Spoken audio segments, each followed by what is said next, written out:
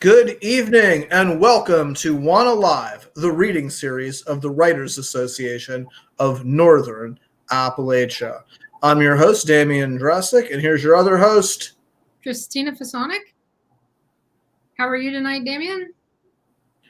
I am fine, thank you, but I'm excited. We've got a wonderful guest tonight who is going to talk about some interesting things. We've been in our sort of pre-show conversation. I am really, I'm really excited to bring on tonight's guest. Yeah, I am too. I'd seen a post that Alana Anton, and I hope that I said her last name correctly, had made in the Teaching Appalachian Culture group about Amazon company towns, and I was like, we've got to have this woman on our show to talk about this because it's something that I think not enough people know about. And so let me just read her bio and then we'll bring her on. And by the way, everybody probably notices that I'm in, for those of you who follow me on Facebook, I'm in my office at CalU, in the room where the carpeting is on the wall. Anyways, They'll spare no expense there. No, it's wall to it's wall floor to ceiling. Floor to ceiling, but only one wall. Anyway, so let me introduce. Well, you got promoted. Maybe they'll improve it now. I doubt it, but I'll never give up hope. So Alana Anton is a Queerbilly sociologist from the Blue Ridge Mountains of North Georgia and Upstate South Carolina. She studies the ways identity of Appalachians is influenced by media, discourse, and representation. An abortion funder and volunteer, she gives back to the community through the Carolina Abortion Fund and the Socialist Rifle Association. She, her son, pit bulls, bearded dragon, and girlfriend live in God's country, Poinsett, South Carolina. Let's bring her on. I cannot wait to hear what she has to talk to us about.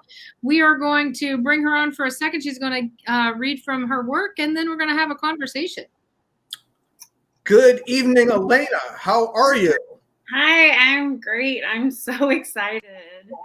This is like amazing. I didn't even know there were like live situations for this. So it's awesome to talk to other people who care about Appalachian issues. And it's always nice to be like recognized for your work for sure, especially when you're a junior faculty. We're so glad you can make some time to come on. So it wasn't so much as make time as it was, I've been like trying to get myself together for like the past 30 minutes. I was so excited that I'm like, okay, I gotta put my face on and, gotta make sure I have my like, my Bless Your Heart shirt on. I even have my Duke's mayonnaise. I have my possum earrings and my mason jar earrings on. You were Appalachian out. I'm like prepared. I'm prepared to play a song. I over prepare for everything. We're glad to see it, and we will see you in just a few moments after you do. You're going to be reading from some. Tell us what you're going to be reading from. Well, I was thinking, since we were talking about company towns, that maybe I should read from that instead of academic stuff for my dissertation, because I can just talk about that. So let me pull this up. Disappear, and we'll come back later. Okay, so I go now.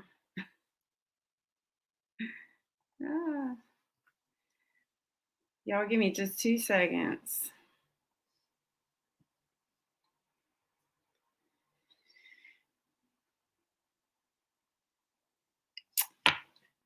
This is from my piece in 100 Days in Appalachia. It is called Appalachia Can Prove Company Towns Don't Lift the Working Class. I had prepared this piece, and then immediately as it was going to print, there was a article in Bloomberg that just really was a great foil for this. So this was already being written, but is somewhat in response to that article. As an Appalachian who is painfully aware of our history, I found it took some nerve for Connor Sen to write in all seriousness under the headline, Amazon's new factory towns will lift the working class, in Bloomberg last week. Many of us have watched as chain stores like Walmart, Dollar General, and Family Dollar have become the largest employers in our communities, replacing the extractive industries of our past. But those jobs don't come with the same pay and benefits that workers need to survive. Giant companies like Amazon, Walmart, and Dollar General are the employers with the highest rates of workers on federal and state aid programs, some making up as much as 3% of all recipients in some states.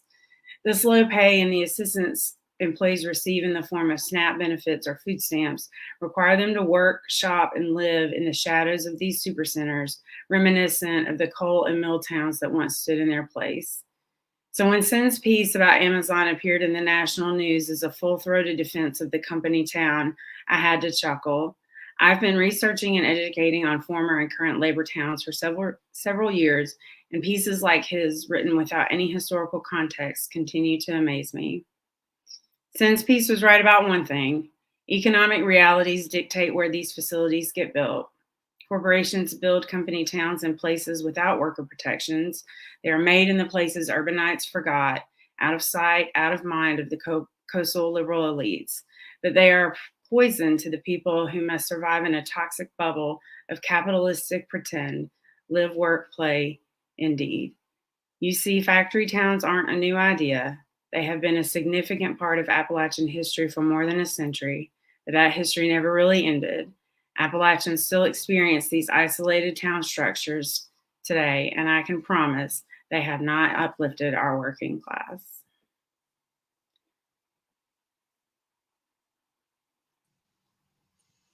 That was really, really fantastic. Thank you. Thank you. I think the idea that we are returning to this place is horrifying. It's really like we have learned nothing at all from what people dug their way out of. Right. I'm not really sure that corporate America, the villains just changed, right? The barons just are a different industry. I actually had a student several years ago who brought this idea together that I had been thinking about for a while, that Walmart is the company town and food stamps are company script. Yeah. And she wrote this amazing paper that I hope one day she will publish or send it to me and I'll help her publish it. Because my ex-husband started working at the distribution center. And when we got divorced, we were both on assistance. We both needed assistance. And, he was needing assistance working at a Walmart distribution center, living like less than 2 miles away from there, having to buy his food there, having to buy his clothes there, having to buy what we needed for our son there. Of course, I was in my own version of that in academia, which is a whole other conversation. And that was 15 years ago. And before that, the first time he ever brought me up to South Carolina to meet his parents, I actually live really close to where they used to live. And when I first came up here, they had just built the Walmart and just built a Family Dollar. And that was all the jobs that there were. So I'm not sure we've learned anything, honestly, or the people have learned, but we cannot get a leg up, because when, people with money and power want something, they just do it, and then they package it in this way that, like this guy says, sounds like, oh, okay, this is some bootstrap mentality right here, in the worst way possible.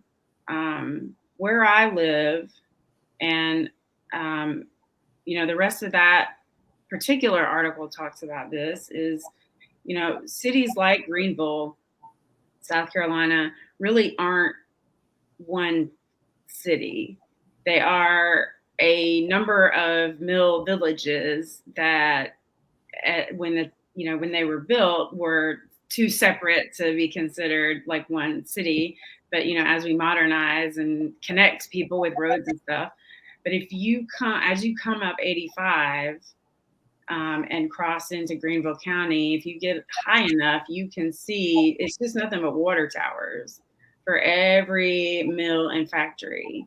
So everybody that lives here lives within probably 2 miles of a factory, and they probably don't know it because they've all been gentrified, which in some cases is good.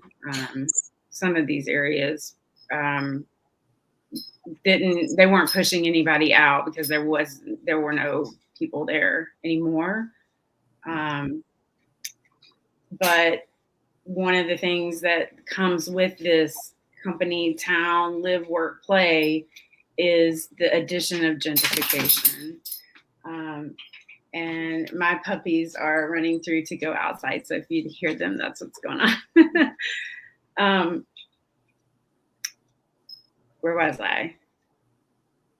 Well, one of the things you were talking about is who's learned what, and I wrote a novel called 40 Patchtown that deals with, it's set in a company town in the early 1920s before the union was, the United Mine Workers existed, pre-Roosevelt, pre-National Labor Relations Act. Yes, Mother Jones with her strike for the children.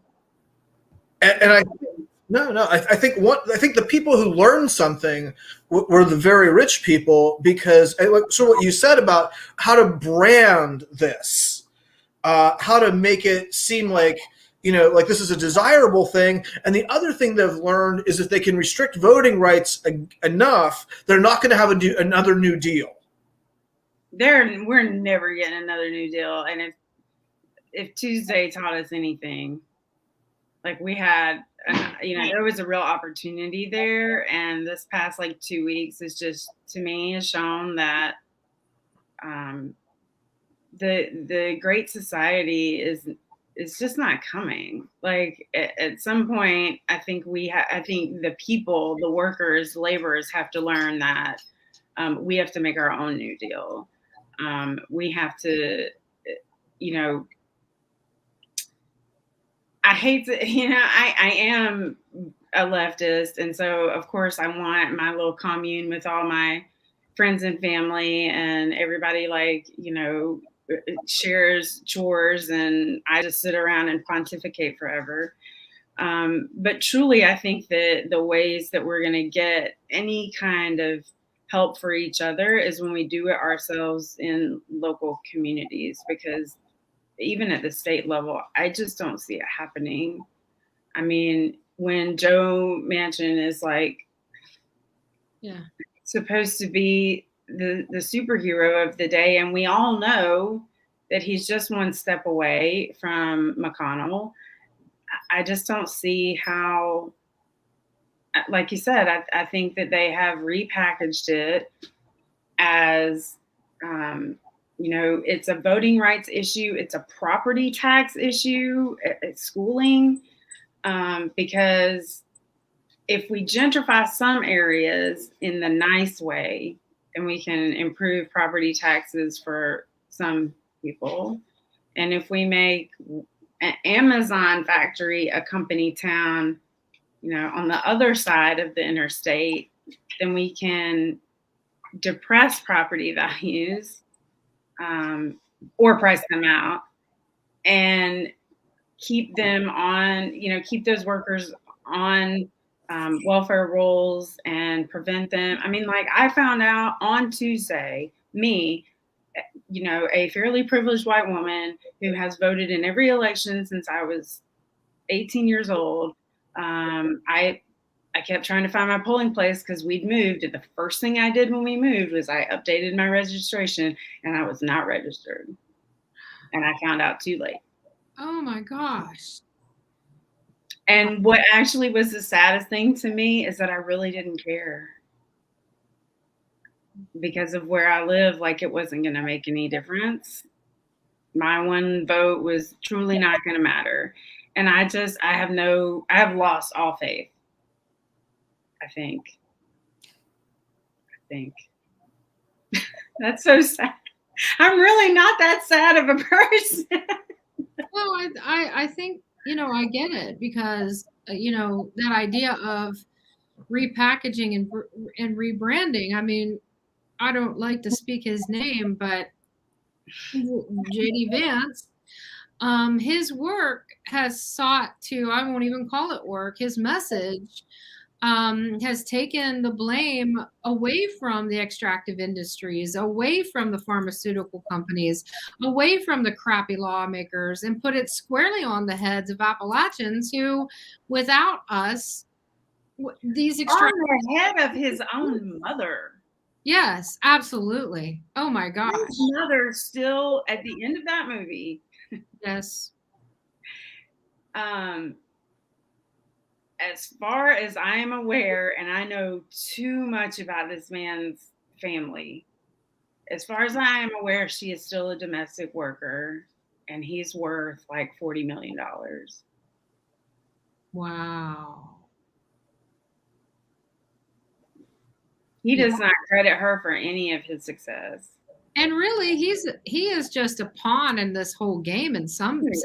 I mean, he's an active participant, but they're also using him as, a pawn to advance. That boy makes good. Yeah. Oh, yeah. I did it, so can you. Right. JD Vance did it. Why can't you do it? Well, let me list the reasons why. Yeah, no, what he said today, I don't have the tweet pulled up, but it was to some version of academics are the enemy. And I saw a response that was like, you realize all of these communist regimes that you rail against, the first thing they did was get rid of the intelligentsia. They got rid of knowledge.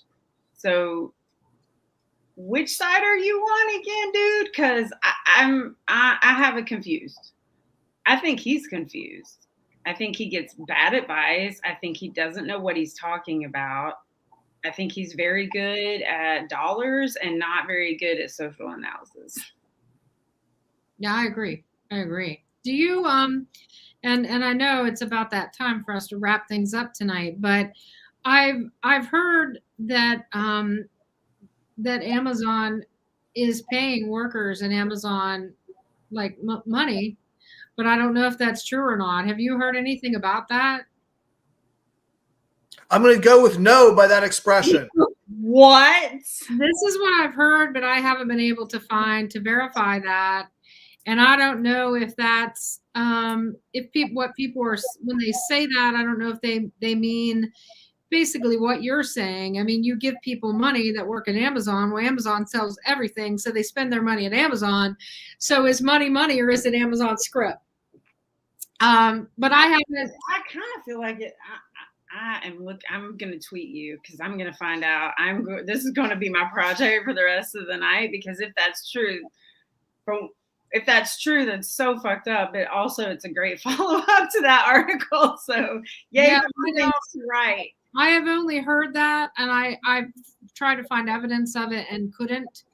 I mean, they're kind of all working on Amazon script these days.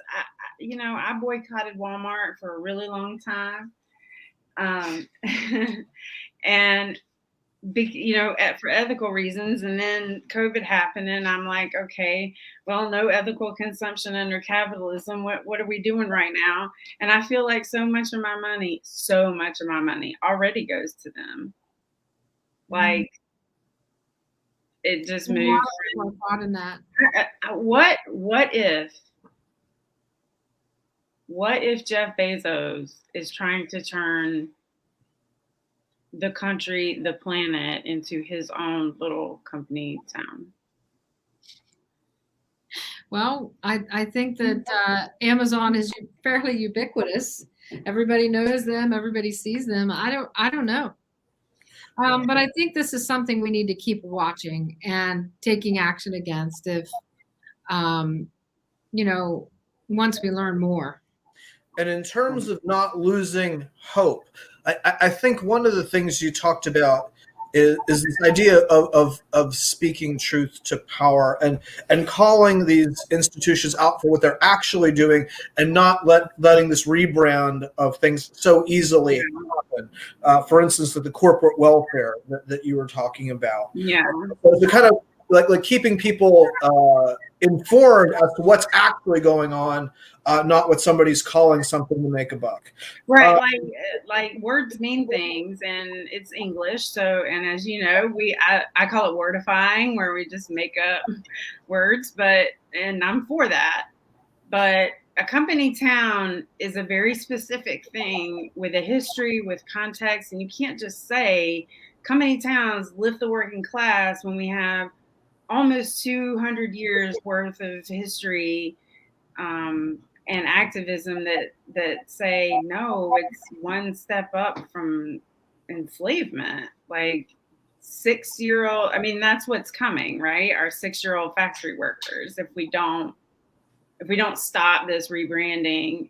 And I don't want to be hysterical about it, but I do know that there are efforts in the South to lower the working age. And I have a 14-year-old. I don't want him, I don't want my child starting their working life before they're even not a child anymore. So yeah, I think it's important not to lose hope, to know that when we work collective action works. We just have to get our message out there. And that's why I like doing public sociology, because I don't think we do a great job of that when we only talk to each other. No, So I hear you. I mean, one of the things in writing this novel, it's during the 1922 coal strike. And, is there an audio book? Do you have an audio book? That's in the works, but not yet. Do you need somebody to read it? I'll keep that in mind. But I think about the guys who were on strike, and if somebody came up to them and said, "What you need to do is give the boss more money, and he might give you some," they'd be like, "Are you nuts? They do probably shoot you in the head with a shovel? That's the dumbest shit I ever heard." Right, give the boss more money, and he might give me some. How about if we just say we need a living wage? Trickle down economics way before it had a name. Yeah. Definitely. Well, I think it's about time to wrap up here, but thank you so much for coming on. Thank you very, very much. Y'all have given me something to look up for my next article. Oh, and if anybody reads the Daily Yonder, I'm having something come out hopefully in the next couple of weeks about music in the middle of COVID and the opioid crisis, and like how that makes us feel. So a little bit outside of a little more creative writing than sociology, but we'll look for it and we'll share it. We'll share it when we see it. Okay. Where can people find that piece that you were reading at the very beginning? That is on 100 Days in Appalachia. Actually, I have 2 articles there. I have that one about company towns, and I have one about J.D. Vance being a white supremacist. And then I did review the terrible movie for Bitch Media. So if you just Google my name and one of those outlets, it should come up. I read your review in Bitch. It was awesome. Thank you. I wish that they would like more of my stuff. Yeah, they've been one of my dream publications for like 25 years. So I get it.